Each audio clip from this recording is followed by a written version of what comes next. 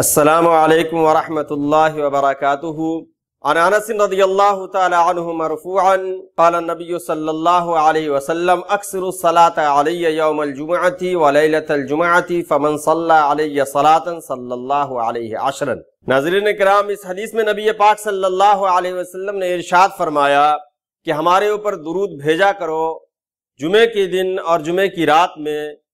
جس شخص نے میرے اوپر درود ایک بار بھیجا تو اللہ رب العزت اس پر 10 بار رحمتیں نازل فرماتے ہیں۔ دوسری حدیث میں نبی پاک صلی اللہ علیہ وسلم نے کہا کہ صلو علی فإن صلاتکم زکاۃ لکم وصلوا اللہ لی الوسیلۃ۔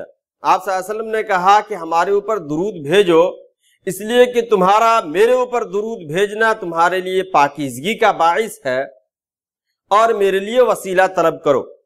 وسیلہ جنت میں ایک مقام ہے، یہاں وسیلے پہ بات نہیں کرنی ہے، درود شریف پہ بات کرنی ہے۔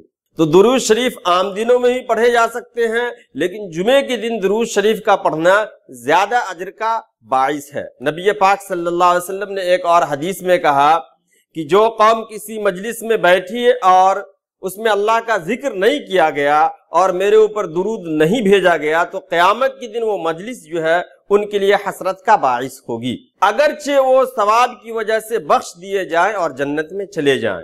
اور ایک حدیث میں ہے کہ اللہ چاہے تو انہیں بخش دے اور اللہ چاہے تو انہیں عذاب دے۔ ایک اور حدیث میں ہے کہ نبی پاک صلی اللہ علیہ وسلم مسجد میں بیٹھے ہوئے تھے، ایک صاحب آئے اور نماز پڑھے۔ نماز پڑھنے کے بعد انہوں نے دعائیں کی، دعا میں انہوں نے کہا کہ اللہ میری مغفرت فرما اور مجھ پر رحم فرما۔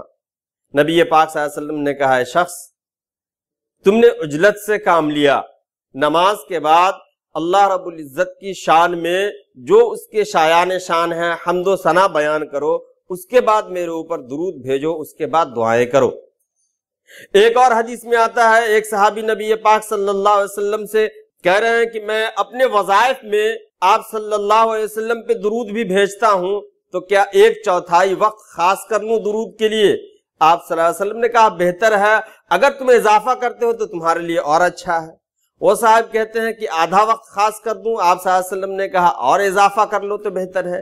اس طریقے سے پورے وقت تک وہ شخص آتا ہے۔ آپ صلی اللہ علیہ وسلم پھر فرماتے ہیں اذن تکفی ہمک ویغفر لک ذنبک، تمہارا یہ عمل یعنی درود شریف کا میرے اوپر بھیجنا تمہارے غموں کا مداوا ہے اور تمہارے گناہوں کی مغفرت کا سبب ہے۔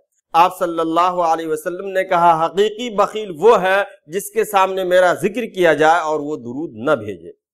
ناظرین کرام، اتنی احادیث پڑھنے کے بعد اور سننے کے بعد اگر ہم اس کا نچوڑ نکالتے ہیں تو چند باتوں میں اس کا نچوڑ اس طریقے سے آتا ہے کہ نبی پاک صلی اللہ علیہ وسلم پہ ایک بار درود اگر بھیجتے ہیں تو اللہ کی 10 رحمتیں نازل ہوتی ہیں۔ دوسری بات اس سے یہ سمجھ میں آتی ہے کہ نبی پاک صلی اللہ علیہ وسلم پہ درود بھیجنا پاکیزگی کا سبب ہے۔